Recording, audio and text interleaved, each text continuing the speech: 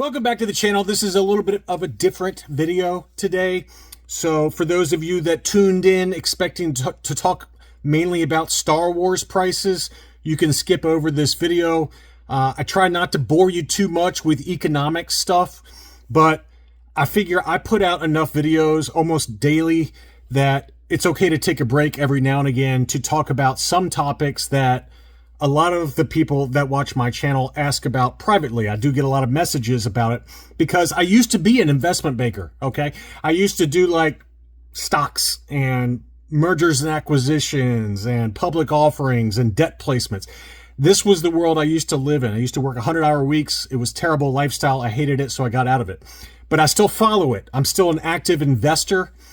And I think now's a really good time to talk about where we are, at least in the U.S., with regard to the economy and stocks and things like that, because some of you maybe don't follow it as closely as I do. And I do think that now is a really good time to put your little antennas up and start keeping an eye on this stuff, because me personally, here's my one-sentence summary of what this video is about. I personally think that the U.S. is headed for a recession, okay? And I've mentioned that in the past, and I've been wrong. While we were in a technical recession after I said we were getting ready to have a recession, and a recession is marked by 2 consecutive quarters of negative gross domestic product growth. So gross domestic product retraction. And we technically did have that about a year and a half ago, after I made a video saying, hey, recession's coming. It was a technical recession only. We had high inflation and people were still spending and things like that. So a lot of the negative repercussions of a true recession, meaning job losses, meaning housing market drops and stock market crashes, none of those items really happened. So it was a technical recession in the idea that, yes, gross domestic product for 2 consecutive quarters had negative GDP. But I think we are actually headed for a real recession this time, and we'll be seeing maybe towards the end of the year whether I'm right or not. But I think it's coming, and I think you need to prepare. As of the making of this video on February 27th, I'm going to probably release this Monday, is my guess, the 3rd, March 3rd. As of the making of this video, the markets are down. And, if you look at what the NASDAQ, which admittedly is the most highly volatile of the stock market indices, we're in a technical correction right now from all-time highs. All-time highs being a little over 20,000. We're now at about 18,767, which is a drop of more than 10%, which is correction territory. A recession would usually indicate about a 20% drop in the market.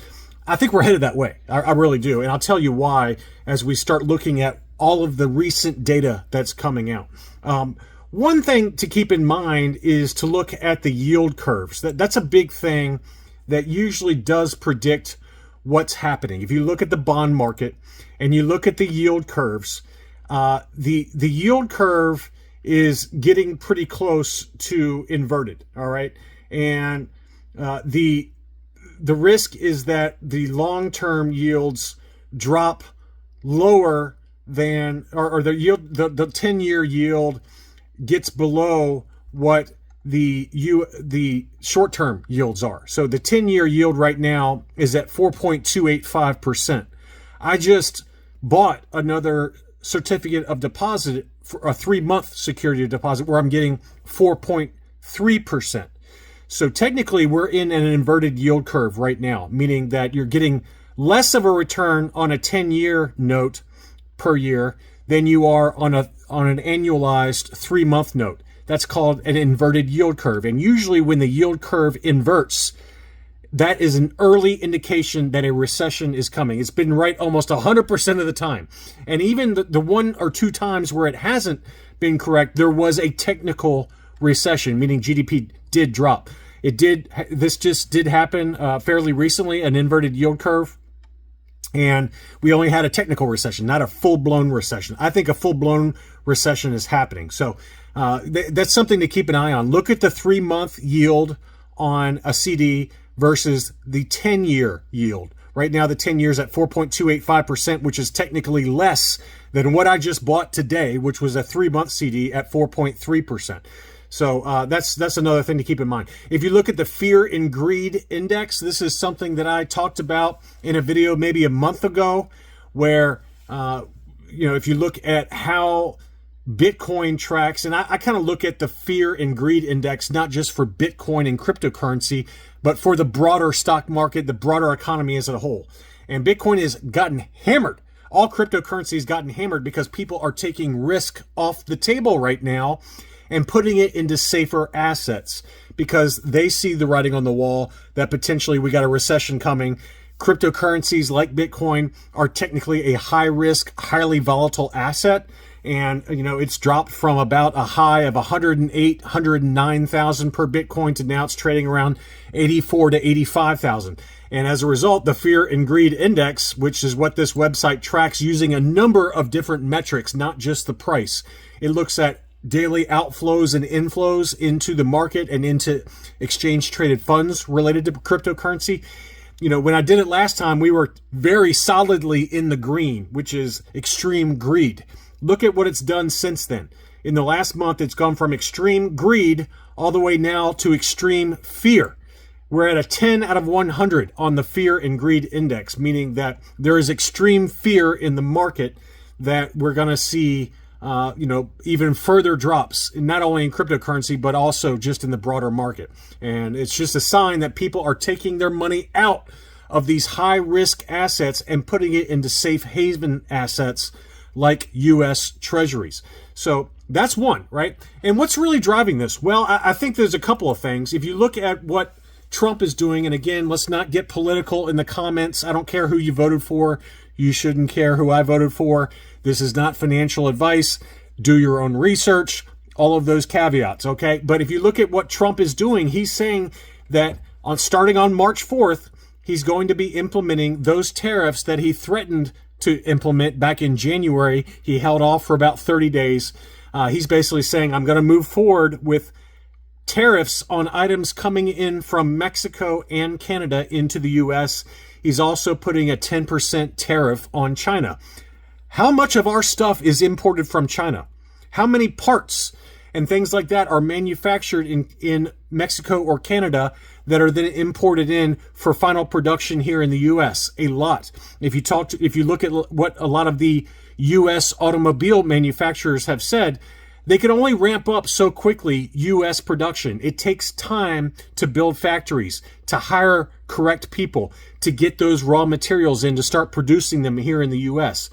Like it or not, these tariffs, because they can get implemented so quickly, they are going to affect prices. And are they going to get passed on to consumers?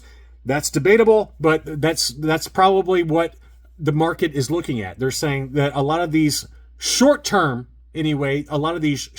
costs are going to be baked in to prices here in the U.S., thus driving increased inflation.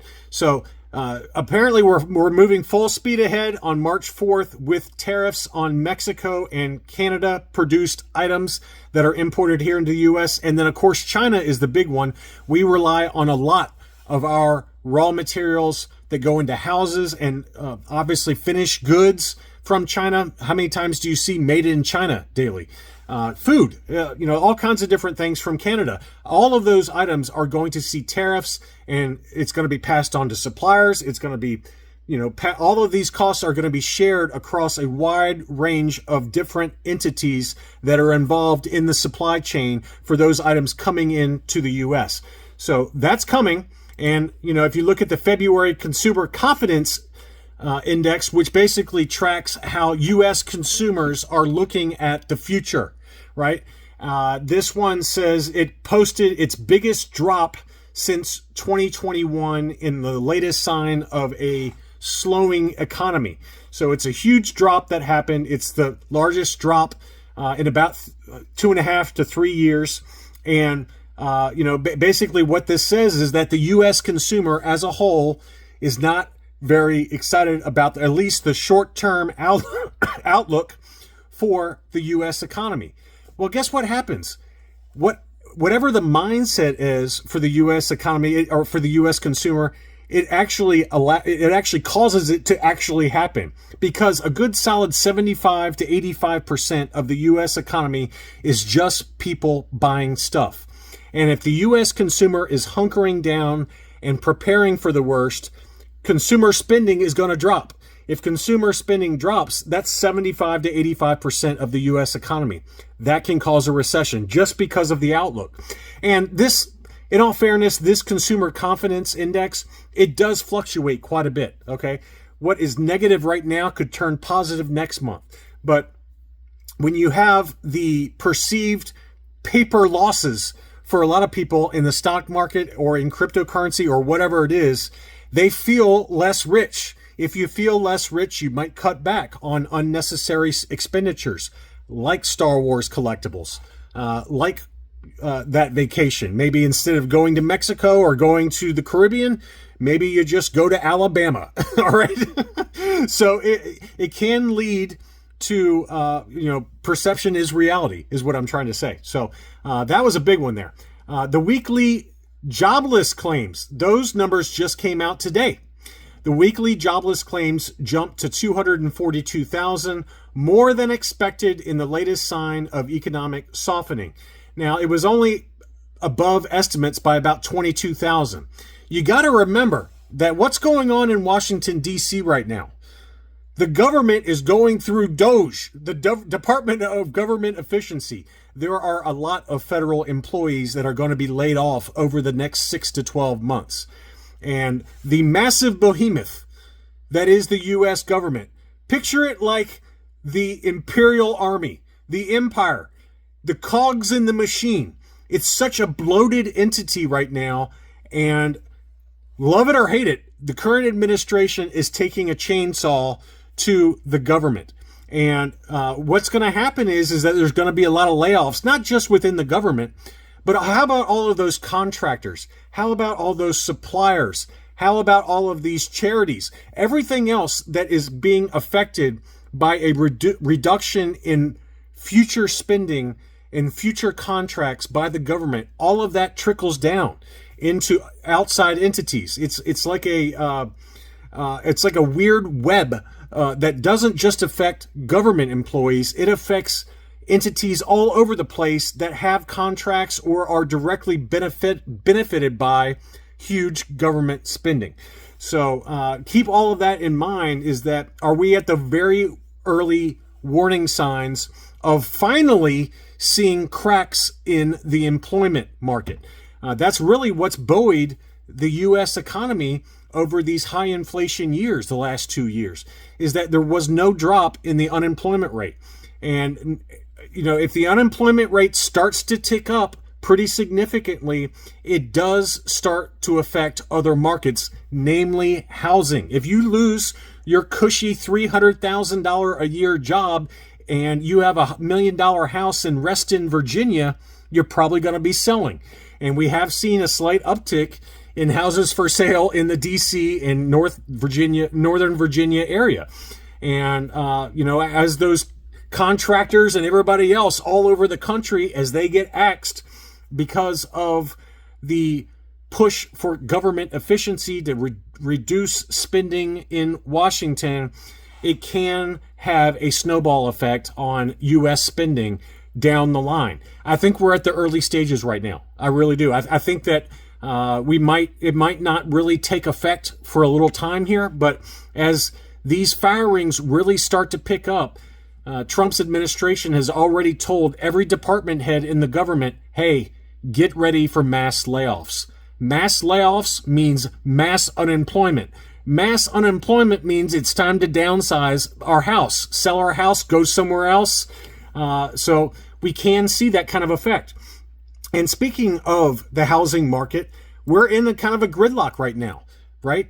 Prices have not come down for the most part. They have come down in some big markets. In Florida, houses are down 20%. Austin, Texas, 10 to 15%. Some areas are seeing price drops finally. But if you look at the number of pending home sales, this data just came out today as well. Pending home sales dropped to the lowest level ever recorded by the National Association of Realtors. They started tracking this metric in 2001. So we're talking 24 years of data. The pending home sales dropped more than they ever have in 24 years. Are your eyes open yet?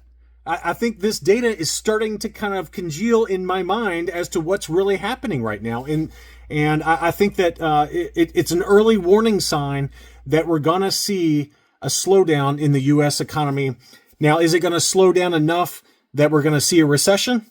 Who knows? Maybe GDP drops for our country from 4% or 3.5%, whatever it has been on a quarterly basis, down to 1%. And we still have minor growth.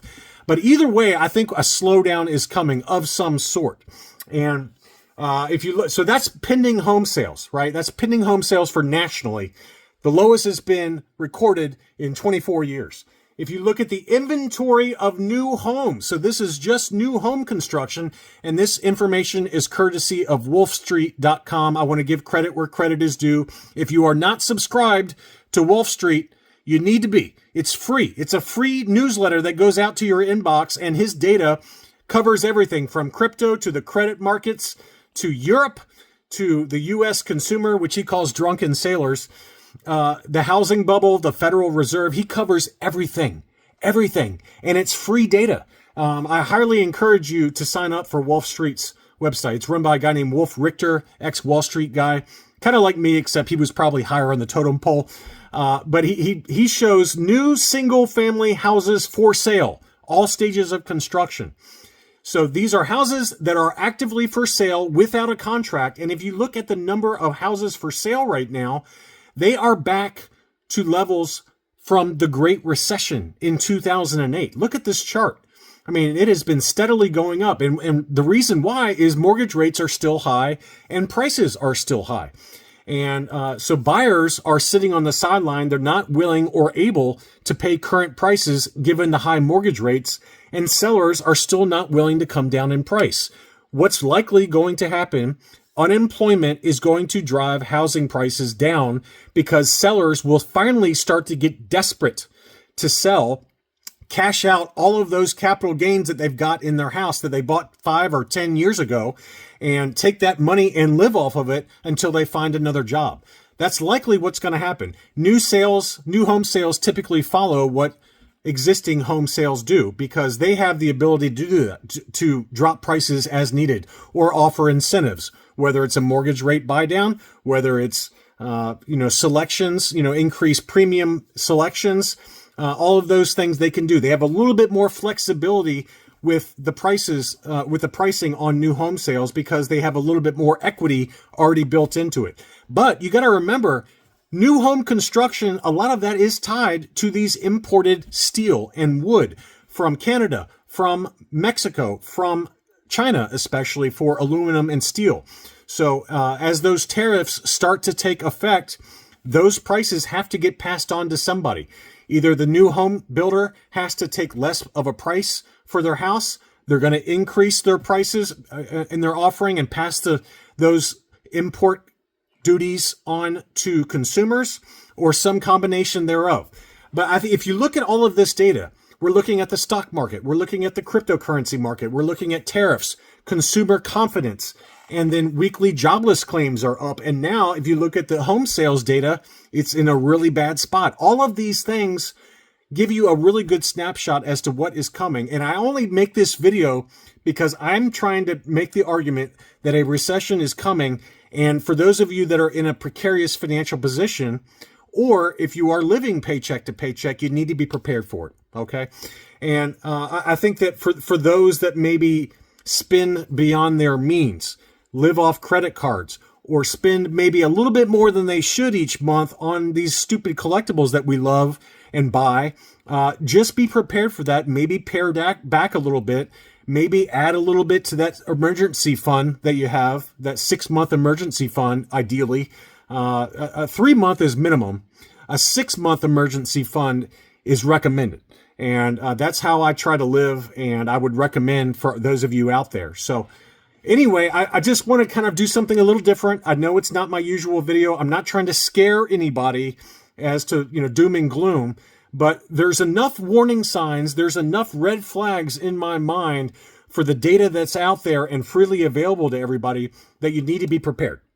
I hope you enjoyed this look at what the U.S. economy is doing. Thank you as always for watching, and I'll be back soon.